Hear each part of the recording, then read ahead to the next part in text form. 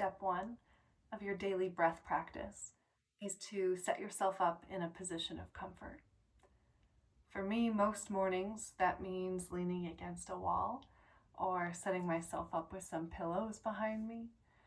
Depending on the level of energy I have, sometimes I start laying fully on my back or on my belly. And other times I will sit up without any support behind me. And I'm really following what my body tells me it needs or it wants. This is not about working hard. This is about feeling comfortable and ease in the body.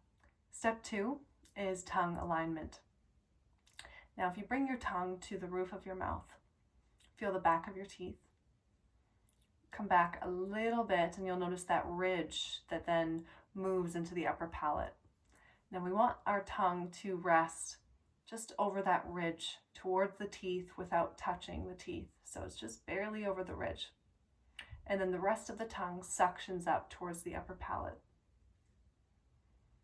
And if this feels unfamiliar for you, it can come with a little bit of strain. So we want to be really mindful to find that balance where we're not forcing the tongue into that position, that it can relax there. And over time, it will start to feel effortless. Step three is measure your BOLT score. So especially in the first week of the month and then sporadically throughout the rest of the month, having a timer nearby, so just having your phone on your lap, allowing the first few breaths to just feel natural and easy.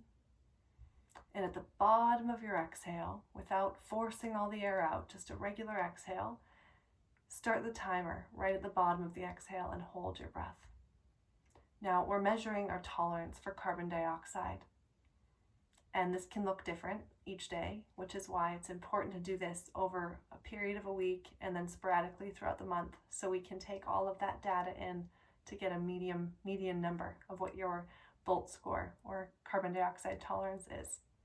So once you're holding your breath, relax and wait and feel for the impulse to breathe. And this is not about how long can I hold my breath until I can't hold it anymore. It's more about feeling the mild air hunger. And then when your next inhale does arrive, stop the timer and gauge how that next inhale moves through you. If it's really big and explosive and it takes you a few breaths to actually settle, that means you held your breath for a little too long.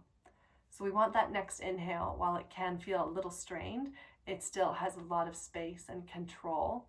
And within one breath, you're already back into a place of breathing with ease.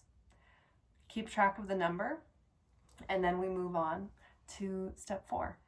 Now, step four is in place to, really with the premise of mental focus follows visual focus. And we can do this by just using our eyes before we move into our inner seeing. So as you are still feeling your breath, use your eyes to look around the space you're in. And this really can be for 10, 30 seconds. Looking around with the intention of noticing detail. Noticing the shape of the room you're in. The colors, the objects, the shadows. And as you continue with this practice, you can also bring in noticing something you've never noticed before in this space. And after a few moments, we would then want to land our eyes on one object, something that either is neutral or it sparks joy or pleasure or curiosity, and focus on it. I like to also bring in focusing on breathing that quality in. So if it's neutral or pleasurable, every inhale, can I breathe it in like I'm bridging the gap between me and that object or shape I'm gazing at?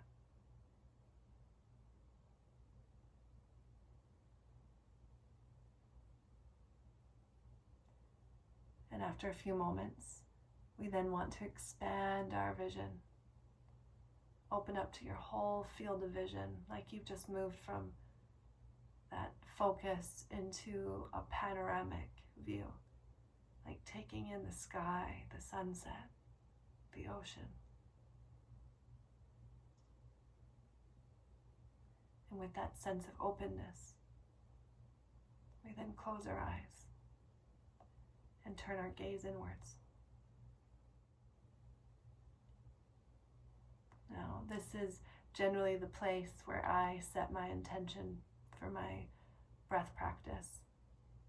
And you could set your intention as step one or at any point in your practice. So you can play with where it feels most natural and nourishing for you.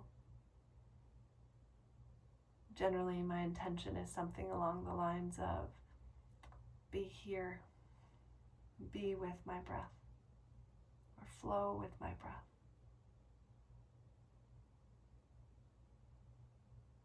So again, depending on what you're working on, what you want more of, setting that intention is a really important part of this practice to give you that anchor, that direction. So the next step is about opening up where we want our breath to be moving and strengthening our respiratory muscles. You can do that with our hands. If you're laying on your back, you can use your hands, or you can use some weight like a sandbag on your belly. And same if you're laying on your belly, you put something on your back if that feels good. And if you're seated, I generally start with one hand on belly, one hand on back. And we start with the 3-part breath. Now, I like to do 3-part breath with a little pause in between the 3 parts. You can also play with keeping it a little bit more fluid, where it's still 3 parts, but it's connected without a pause. You can play around with that. So the first part is low belly, low back. A little pause perhaps. And then we want to feel low ribs expanding laterally in all directions. And then we want to feel chest and in between the shoulder blades. And then let it all go. Really practicing that full release as you exhale. Now you can keep your hands here if that's feeling good. You can also bring your hands to your low ribs and continue. So feeling low belly, low back. And then a bit of compression in to feel that lateral expansion of your ribs. And then chest, shoulder blades. And let it go.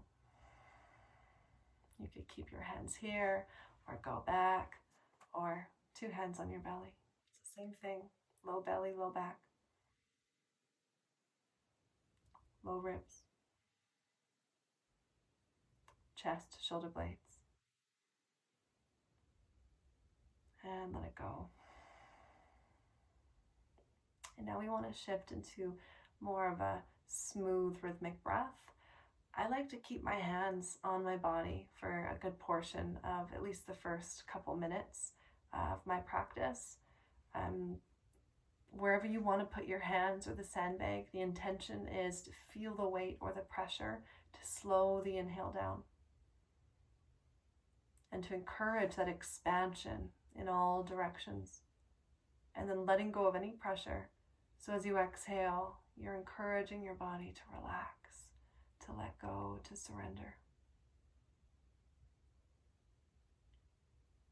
So just a few breaths to feel that transition. Breathing slow, directing it low, and encouraging it to be light, to be soft, to be quiet.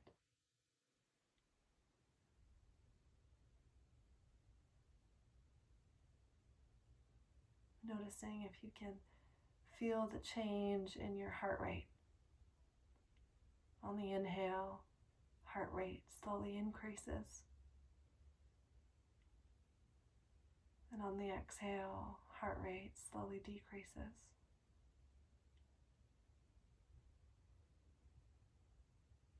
Breathing slow, like you're breathing in slow motion.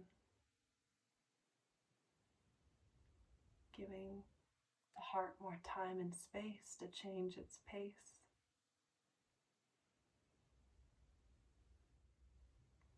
And if you do notice that your mind continues to wander, or your body feels tense or having a hard time being here, one of the simplest and most effective tools I bring in at that point is to simply acknowledge what I'm feeling or thinking or being distracted by. Acknowledge it, and then ask it for space.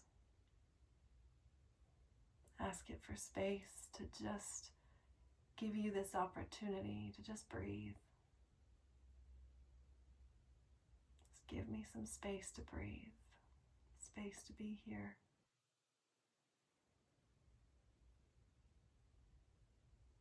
And I'll generally do that a couple times. And if that still is not really working, then open your eyes and use that technique again that we did at the beginning. And then try again, closing your eyes and moving inward.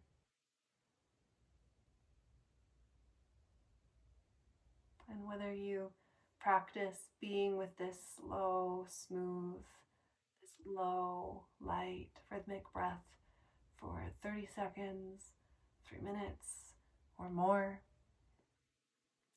use this as then the launching off point to get into your movement practice for the month. And that could be as simple as just moving into a grounding position, child's pose, or laying on your back, moving in whatever way you want, or following along with the videos and practices that we will be moving through together for some support for movement. And at the end of that, Shavasana, back to the breath, find the rhythm. And then thank every part, every breath, every cell in your body for working so hard and for giving you space to breathe.